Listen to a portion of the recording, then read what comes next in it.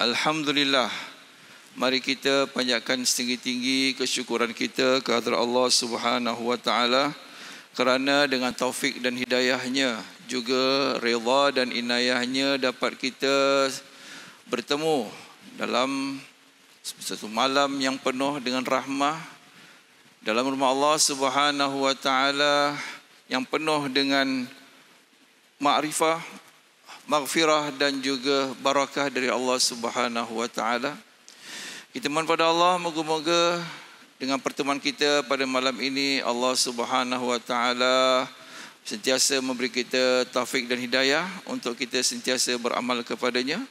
Dan kita sentiasa mohon pada Allah, moga-moga Allah Subhanahu wa taala menerima segala amalan kita, dan moga-moga Allah Subhanahu wa taala kumpulkan kita semua di dalam syurganya dan menjauhkan kita semua daripada azab api nerakanya. Amin ya rabbal alamin.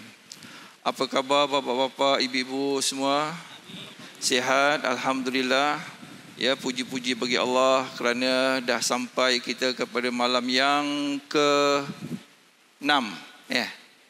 Malam yang ke-6, insya-Allah.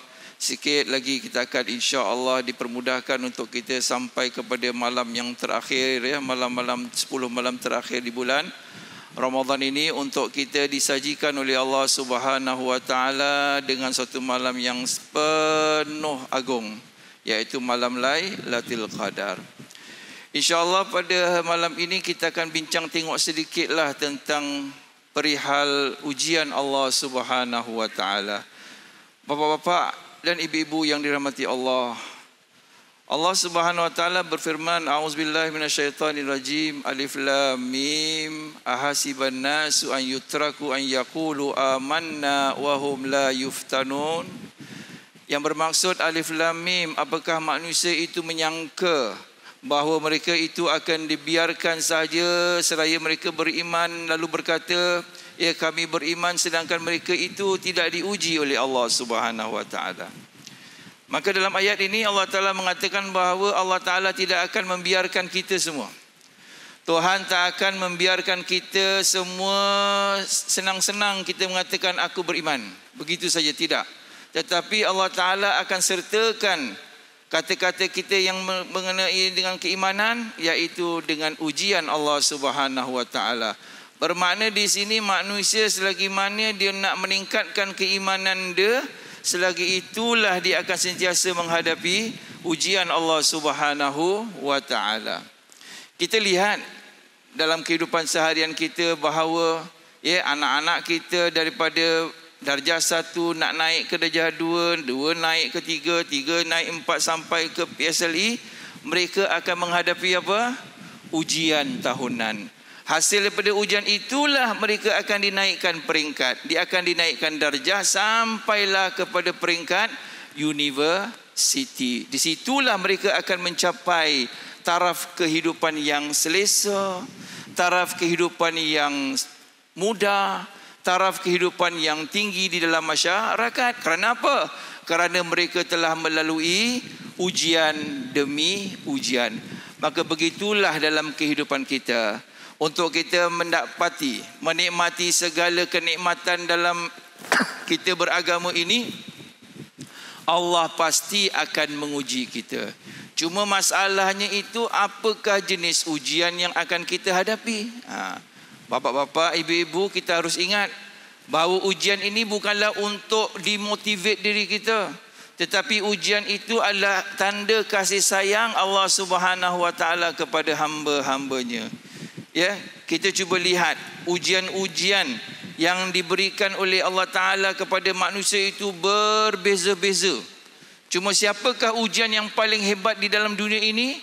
Maka Nabi SAW mengatakan, asyaddun nas balaan al-anbiya, iaitu sehebat-hebat, yang paling hebat di kalangan manusia menghadapi ujian adalah para anbiya. Thummal amsal fa amsal. Lepas tu barulah yang bawa pada Nabi siapa dia? Mungkin para aulia.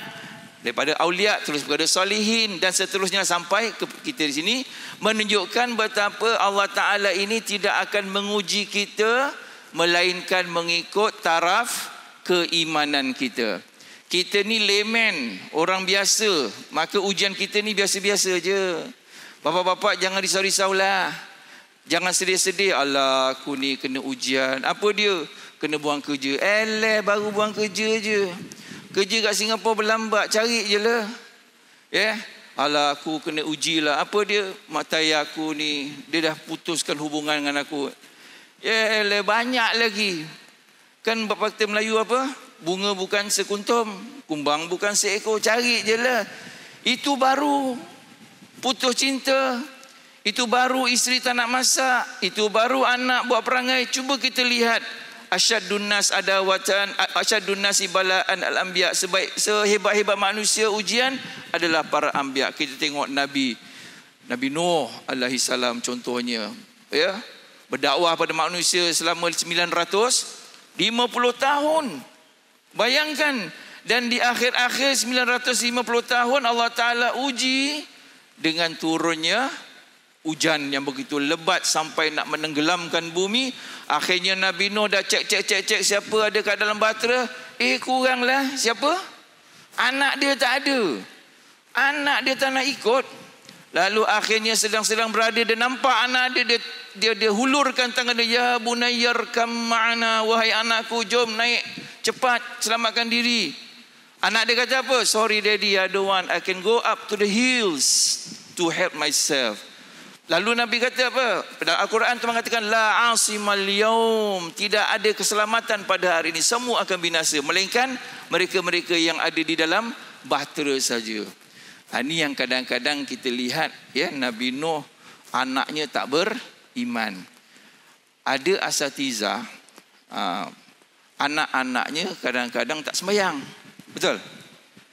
Ada asatizah, isteri-isterinya pun tak pakai tudung. Tapi bukan kat Singapura lah. Singaporanya semua okey, alhamdulillah. Lalu masyarakat mengatakan, ustaz ni mengajar je tapi bini sendiri tak pakai tudung. Bermakna dia nak label, nak judge asatizah itu bahawa asatizah itu fail dalam tugas-tugas dakwah dia. Ustaz ini tak berjaya dalam dakwah kerana apa? Isteri dia tak pakai tudung, anak dia tak sembahyang. Itu baru tak pakai tudung dan baru tak sembahyang. Nabi Nuh anak dia tak beriman. Sekarang boleh tak kita kata Nabi Nuh fail in his mission? Boleh tak kita kata Nabi Nuh gagal dalam tugas sebagai seorang Nabi? Tak boleh. Kita tak boleh judge macam tu. Ya? Jadi kita ni ujian yang sedemikian sedikit ini jangan kita risau. Contoh satu lagi, Nabi Ibrahim alaihissalam, bagaimana Namrud apabila dapat tangkap Nabi Ibrahim, lalu Namrud campakkan Nabi Ibrahim dalam apa? Dalam api. Ya. Lalu Allah, kalau kita lah nak dicampakkan dalam api macam mana? Ya, baru nak potong rokok, nak itu kena pun sedikit dah kita menjerit. Ini masuk dalam api. Lalu Tuhan mengatakan wa qulna ya narukuni bardan wa salaman ala Ibrahim. Wahai api, kau jadilah sejuk. Kau jadilah selamat untuk Ibrahim. Masya-Allah. Berani dia tak risau bahawa ini ujian. Tentunya bahawa kalau Allah menguji pasti ada hikmahnya. Yang paling hebat lagi satu ujian Nabi Ibrahim siapa? Ketika dia nak menyembelih anak baginda iaitu Nabi Ismail. Cuba bayangkan, ya. Kita nak ketuk aja bini kita dah marah. Itu baru nak ketuk, ini nak sembelih. Cuba bayangkan satu hari kita cakap ke anak kita, nak bapak mimpi. Semalam bapak mimpi tak tahu kenapalah tiba-tiba bapak sembelih engkau. Macam kau nak, okey boleh? Agak-agak bapak cakap apa? Sebelum bapak sembelih, bapak tu kena sembelih dulu. Jangan main-main anak sekarang. Ya, dia hebat, dia terror betul, dia boleh lawan ayah dia. Sebelum kita sembelih, dia dah sembelih kita dulu. Ya. Kita tengok Nabi Ayub, bayangkan berapa tahun dia mempunyai sakit kulit. Sampaikan sakit kulit, isteri dia tinggalkan dia. Kita nasib baik cuma enzima saja. Enzima pun tak bontot kita aja. Tak ada apa-apa. Itu pun isteri kita sikit dia sapu dengan minyak tiga apa? Minyak senapang. Apa dulu nama dia? Ya. Menjerit kita, pedih. Ya. Kurap kat bontot, pedih kena tapu. Ini Nabi Ayub satu badan bertahun-tahun. Akhirnya diperintahkan Tuhan untuk ketuk kat dalam air itu. Lalu air itu menjadi obat untuk Nabi Ayub alaihi salam. Cuba lihat. Begitu. Nabi Yusuf alaihi salam, ujian dia apa? Zulaikha. Ketika dia berada dalam bilik, ingat tak? Ketika berada dalam bilik lalu dikunci. Lalu dikejar oleh Zulaikha. Dia lari. Kalau kita macam tak lari, songkok kita jatuh. Alamak, songkok pula terjatuh. Ini masalahnya. Nampak tu, ujian yang Allah Ta'ala berikan bukan calang-calang ujian. Kita manusia ni dua ujian yang begitu hebat. Apa dia? Harta dan wanita. Ni dua orang lelaki punya akan kalah. Kalah dengan harta, kalah dengan pujukan rayu kaum wanita. Tengok isteri kita kalau pujuk kita, bang, rumah kita tak ada cooker lah bang, beli cooker. Padahal baru beli minggu lalu. Bang, rumah kita cooker dah beli. Bulan depan pula, bang nak Thermomix lah. Bapak-bapak tu Thermomix. Bapak-bapak tak tahu okey, dan diam, jangan bilang bini. Nanti dia tahu siap dia minta. Dia kalau dia minta, habis kita. Dengan alasan apa? Thermomix boleh masak macam-macam bang. Anything what you want, Thermomix boleh buat. Itu Thermomix buat, kita nak isteri kita yang buat. Betul tak? Jadi pujuk rayu isteri, iaitu siapa? Wanita. Habis kita kalah. Tapi ini atas dasar sayang kita kepada isteri kita. Tak apalah, ya. Jadi apa tujuan Allah Subhanahu Wa Taala menguji kita dengan berbagai-bagai ujian? Maka Nabi SAW mengatakan, "Idza ahabballahu qauman ibtalahum." Apabila Allah suka, apabila Allah sayang kepada satu kaum, Allah akan uji kaum itu. Bermakna di sini tanda ujian, tanda kasih sayang Allah Ta'ala itu, maka Allah Ta'ala akan uji kita. Tengok orang-orang di negara jiran kita, di Indonesia, ya, 204, ingat tak? Apa ujian dia? Satu gempa bumi yang sangat kuat sehingga melahirkan tsunami, sehingga membunuh ratusan ribu manusia. Baru-baru di Malaysia kena apa? Banjir dahsyat. Berhari-hari air tak turun, pasang saja. Ya. Ini menunjukkan betapa Tuhan sayang mereka. Tuhan sayang orang Malaysia, Tuhan sayang orang Indonesia, maka Tuhan berikan ujian kepada mereka. Sekarang soalannya, kita macam relax aja. Macam tak ada ujian aja. Gempa tak ada, Ustaz, jangan minta Ustaz. Tsunami tak ada, jangan harap. Indonesia baru kena kemarin kan, gunung berapi, Masya Allah. Apakah ini tanda Tuhan tak sayang kita sebab Tuhan tak uji kita? Bapak-bapak, macam mana? Kita tak ada ujian ni. Ujian ni bukan hanya ujian malapetaka ataupun musibah alam. Bukan. Ujian ni macam-macam. وَلَنَبْلُوَنَّكُمْ بِشَيْءٍ مِّنَ الْخَوْفِ وَالْجُوعِ وَنَقْصٍ مِّنَ الْأَمْوَالِ وَالْأَنفُسِ وَالثَّمَرَاتِ وَبَشِّرِ الصَّابِرِينَ. Kami akan menguji kamu sedikit daripada apa? Minal khauf, ketakutan. Kan kita sedang takut sekarang. Kalau berani buka alam, mas. Takut kan? Ini Tuhan nak uji kita sedikit aja. Tuhan kasih corona saja, Tuhan kasih virus ni, semua kita takut, kita pakai mask. Itu menunjukkan ujian. Bukan kita kata salah. Tak, ini Tuhan nak uji bahawa sedikit daripada perasaan takut. Tengok, kita kalau dalam bas, ya, dalam teksi dan sebagainya, dengar saja orang cepat-cepat kita gini. Cepat-cepat kita pasang betul-betul kita punya mask supaya tak kena kepada kita. Ini satu ujian. Mana ujian apa? Ujian virus corona. Ini Allah Ta'ala uji kita. Ya, wa naqsimil amwal wal amwal, harta, kerana ujian, kerana corona, covid.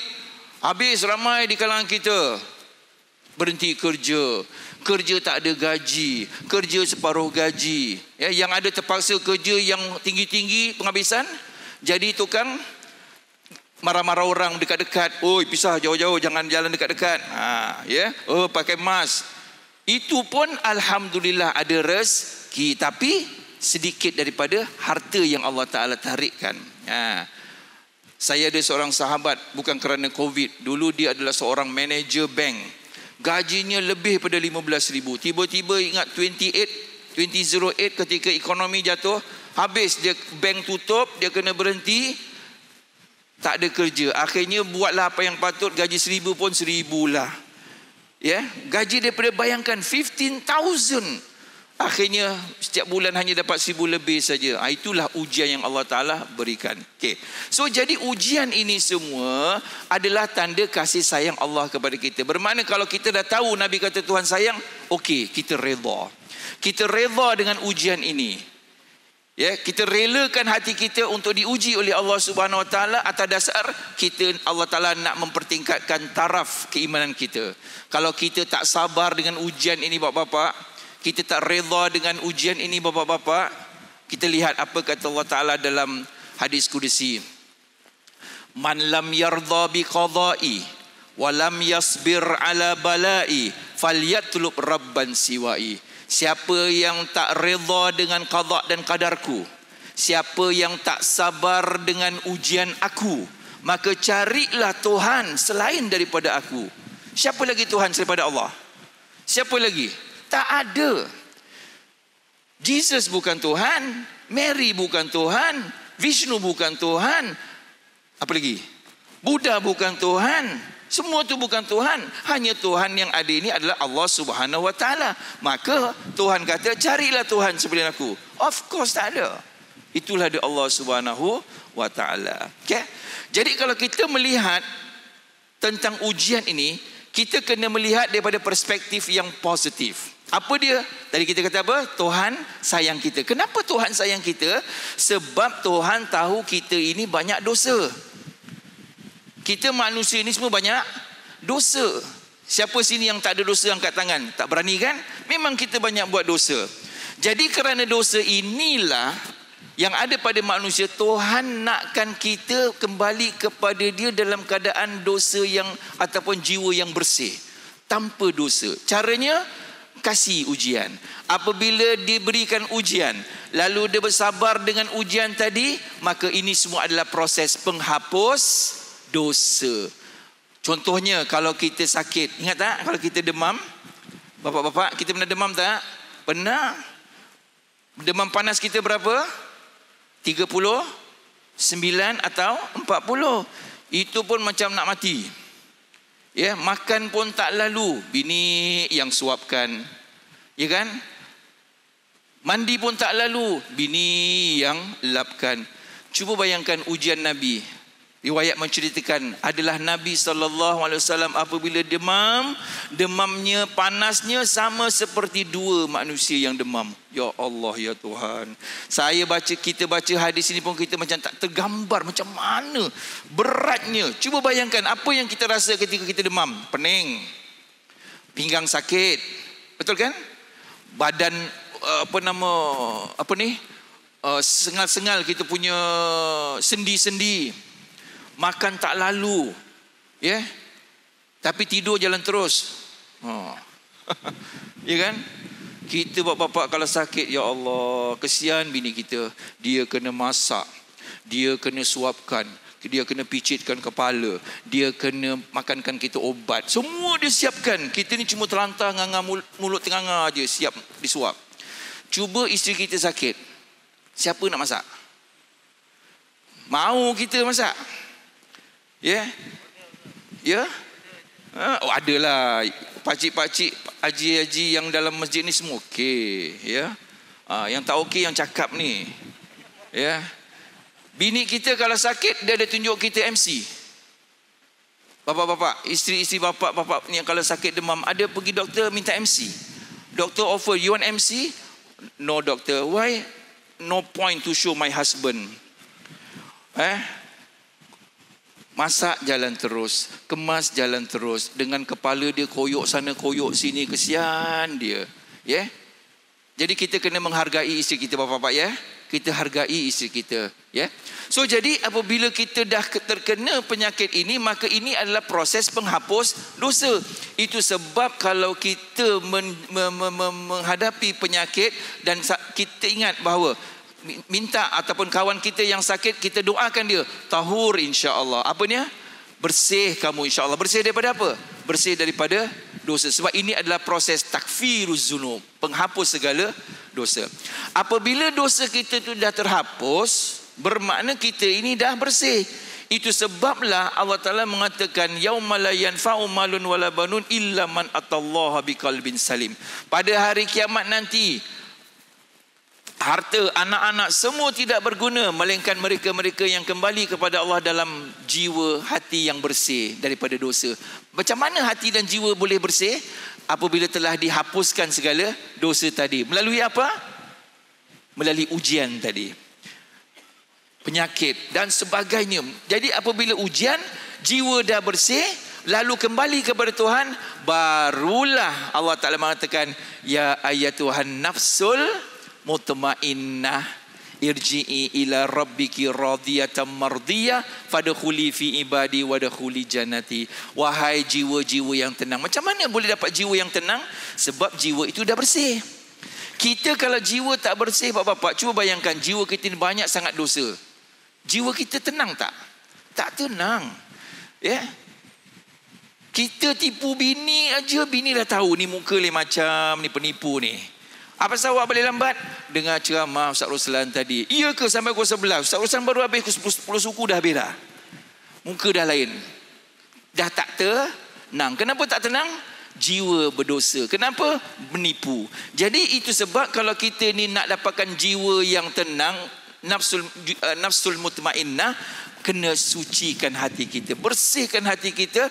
Dan untuk mendapatkan kebersihan jiwa dan hati kita, segala ujian Allah Ta'ala kita sabar dan kita redha dengan segala ketentuan Allah Subhanahu wa Ta'ala. Oleh itulah bapak-bapak, ya, segala ujian yang Allah Ta'ala berikan kepada kita, kita terima ujian tadi dengan jiwa yang tenang, terima ujian tadi dengan segala kerelaan hati kita, dan juga dengan keredaan bahawa kita yakin ini adalah ujian Allah dan ini adalah tanda kasih sayang Allah kepada diri kita. Tapi jangan kita minta, oh Tuhan berikanlah aku demam, oh Tuhan berikanlah aku penyakit, oh Tuhan timpakanlah Singapura ini. Astaghfirullahalazim. Jangan bapak-bapak, ini Ramadan.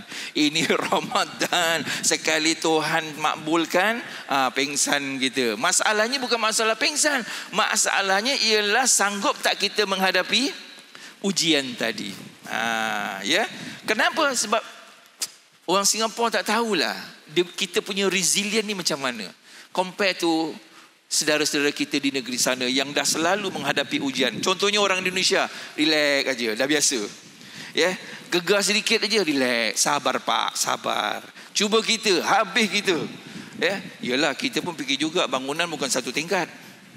Bangunan kita berapa tingkat? 40. Ni Bukit Panjang pun dah sehari makin tinggi-tinggi sekarang. Bukan dulu pendek-pendek, sekarang dah tinggi-tinggi. Itu yang buat kita takut. Cuba bayangkan kita di tingkat 40. Nak turun ke tak nak turun? Tak payah turun sudah. Confirm. Nak tengah-tengah turun roboh habis. Okey, kena banyak berdoa. Moga-moga Allah Ta'ala selamatkan kita. Maka oleh itu bapak-bapak, mari kita sama-sama doa pada Allah. Moga-moga Allah Subhanahu Wa Ta'ala selamatkan kita. Moga-moga Allah Subhanahu Wa Ta'ala selamatkan keluarga-keluarga kita daripada segala penyakit. Kita mohon pada Allah, moga-moga Allah Subhanahu Wa Ta'ala kurniakan kita taufik dan hidayah untuk kita sentiasa beramal kepadanya. Kita mohon pada Allah, moga-moga Allah Subhanahu Wa Ta'ala terima segala amalan-amalan kita. Kita mohon pada Allah, moga-moga Allah Subhanahu Wa Ta'ala sampaikan umur-umur kita untuk kita sampai kepada penghujung bulan Ramadan ini. Kita mohon pada Allah, moga-moga Allah Ta'ala kuatkan jiwa kita untuk kita beramal dalam bulan Ramadan sehingga kita dapat dikurniakan malam-malam Lailatul Qadar insya-Allah.